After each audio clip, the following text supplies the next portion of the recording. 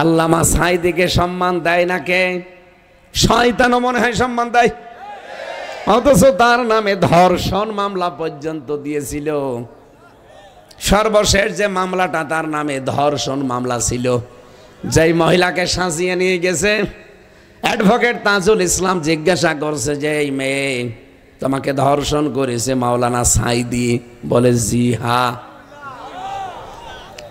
তা তোমার জন্ম তারিখ কত, কত সালে তোমার জন্ম? বলছে 1975 সালে। ধর্ষণ করেছে কত সালে? 1971 সালে।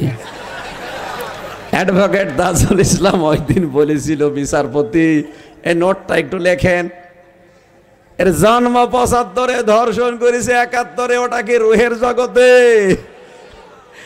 এই ছিল মামলা দেশে, তাও সম্মানিত মানুষদের বিরুদ্ধে।